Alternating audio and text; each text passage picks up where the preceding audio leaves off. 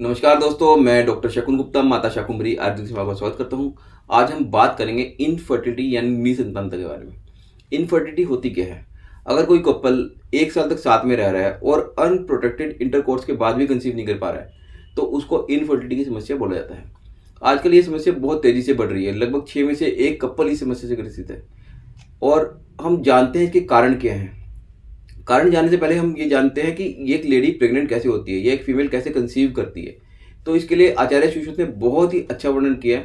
उन्होंने कहा कि एक अंकुर को उपजने के लिए, मतलब एक जो बीज है, जो उसमें से पौधा निकलने के लिए किस चीज़ की जरूरत होती है, तो उसमें उन्होंने 4 चीज़ें बताई हैं। एक तो ऋतु, मतलब उसका जो ऋतु है वो उसके अनुकूल होनी चाहिए। दूसरा, उसमें उसको चाहिए क्षेत्र, मतलब जो उसका जो भूमि है वो उपजाऊ होनी चाहिए। तीसरा, उन्होंने कहा कि अंबु यानी जल, उसको सिंचाई के लिए जल चाहिए। और चौथा, बीज, बीज अच्छा होना चाहिए। तो ये एक अंकुर को बनने के लिए चाहिए होती है। इसी तरीके से एक फीमेल में क्या होना चाहिए कि उसको ऋतु, मतलब ऋतु यानी मेंस्ट्रुअल साइकिल उसको बढ़िया होनी चाहिए। दूसरा, उसका जो क्षेत्र है, मतलब उसकी जो भूमि है, यानी जो यूट्रस के अंदर जो लेयर बनती है एंडोमेट्रियम, वो बहुत बढ़िया बननी चाहिए।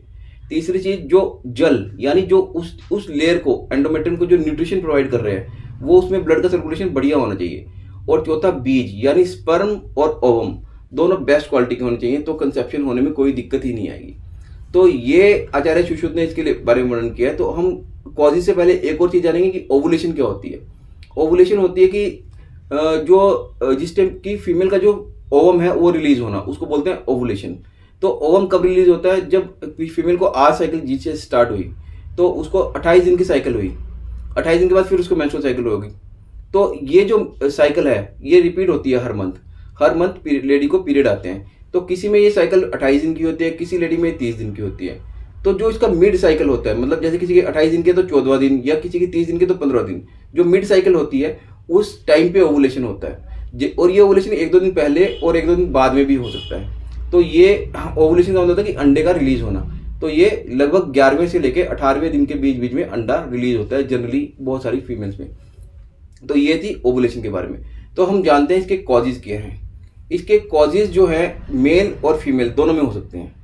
बहुत सारे मेल्स ये सोचते हैं कि उनमें कोई दिक्कत नहीं है, जो कंसेप्शन नहीं हो रही हो सिर्फ फीमेल की वजह से। ऐसा नहीं है। मेल भी लगभग 35 से 40% केसेस में इनफर्टिलिटी के लिए जिम्मेदार रहते हैं। तो हम जानते हैं कि मेल के कॉजेज क्या है। तो सबसे पहले मेल का कॉजेज है कि जो स्पर्म है, स्पर्म का कम होना या ना होना, मतलब ओलिगोस्पर्मिया या एजोस्पर्मिया। ओलिगोस्पर्मिया बोलते हैं कि स्पर्म का कम होना, और एजोस्पर्मिया या स्पर्म बिल्कुल ना होना। और दूसरा, स्पर्म की मोटिलिटी कम होना। मोटिलिटी यानी उसकी एक्टिविटी, मतलब स्पर्म कितनी तेजी से मूव कर रहा है वो कमी होना। तीसरा, इंटरकोर्स करने में असमर्थ होना, यानी इम्पोटेंसी या फिर प्रीमेच्योर इजैकुलेशन होना। चौथा, जो मेल के जो हार्मोन्स हैं वो प्रॉपर ना बनना। और पांचवा, जो सीमन का जो पैसेज रहता है, जो स्पर्म जो अंदर से आता है, उसके पैसेज में कहीं ना कहीं कोई ऑब्स्ट्रक्शन होना, जैसे वेरिकोसील होना। वेरिकोसील में जो यूरिनरी ब्लैडर होता है वो स्पर्मेटिक कोर्ड पे प्रेशर डालता है, जिसकी वजह से जो स्पर्म बाहर नहीं आ पाते। तो ये थे सारे मेल्स के रीजन। और अब हम बात करते हैं फीमेल्स के कारणों के बारे में। फीमेल के कारणों को जानने से पहले फीमेल जो रिप्रोडक्टिव सिस्टम की एनाटॉमी समझते हैं। फीमेल रिप्रोडक्टिव सिस्टम में 2 ओवरीज रहती हैं, जिनको अंडेदानी बोलते हैं, जहाँ पे अंडे बनते हैं। उसके बाद 2 फैलोपियन ट्यूब्स रहती हैं, और उसके बाद यूट्रस, जिसको बच्चेदानी बोलते हैं, और चौथा सर्विक्स यानी बच्चेदानी का मुंह। ये सारी जो है फीमेल रिप्रोडक्टिव एनाटॉमी है।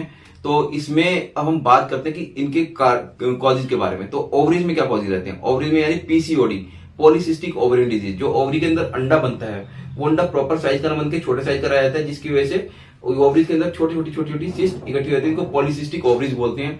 दूसरा, जो हार्मोन्स जो प्रॉपर नहीं बनते उसकी वजह से भी एग नहीं बन पाता। तीसरा, जो ओवरीज के अंदर कोई सिस्ट हो, या फिर एंडोमेट्रियोसिस, जो यूट्रस के अंदर लेयर रहती है एंडोमेट्रियम, वो यूट्रस से बाहर आके ओवरी में जाके सिस्ट बना जाती है, जिसको एंडोमेट्रियोटिक सिस्ट बोलते हैं। और चौथा, प्री मैच्योर ओवेरियन फेलियर, यानी समय से पहले ओवरीज का मैच्योर हो जाना, समय से पहले मेनोपॉज हो जाना, ये सभी ओवरीज के कारण है।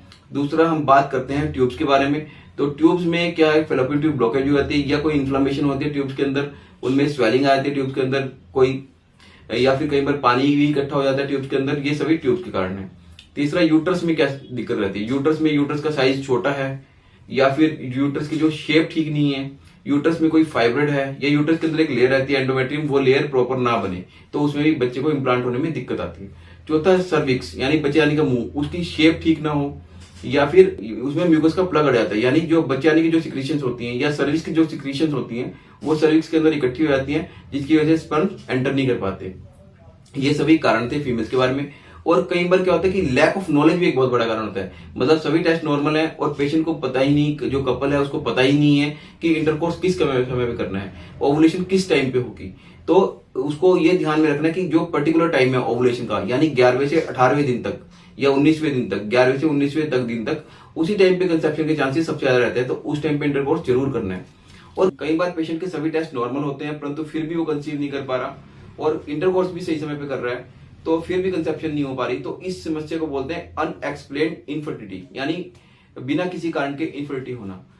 माता शाकुंभरी आयुर्वेदिक 1975 से सभी प्रकार के जो इनफर्टिलिटी केसेस हैं, चाहे वो पीसीओडी हो, यूटेराइन फाइब्रॉइड हो, ओवेरियन सिस्ट हो, इरेगुलर मेंस्ट्रुएशन हो, या किसी भी कारण से इनफर्टिलिटी है या अनएक्सप्लेन्ड इनफर्टिलिटी है, तो इन सभी केसेस को डील कर रहे हैं। अगर आप भी हमसे कंसल्ट करना चाहते हैं तो नीचे दिए गए नंबर पे आप संपर्क कर सकते हैं। हम इनफर्टिलिटी के ऊपर पूरी सीरीज बनाएंगे, इसके कारणों के ऊपर और उनके निवारण के ऊपर कि उनको कैसे ठीक करना है। तो अगर आप हमसे जुड़े रहना चाहते हैं तो हमारे चैनल को सब्सक्राइब करें। और उम्मीद है दोस्तों आपको ये वीडियो हेल्पफुल लगी होगी। अगर आपको हेल्पफुल लगी इसे लाइक करें, शेयर करें।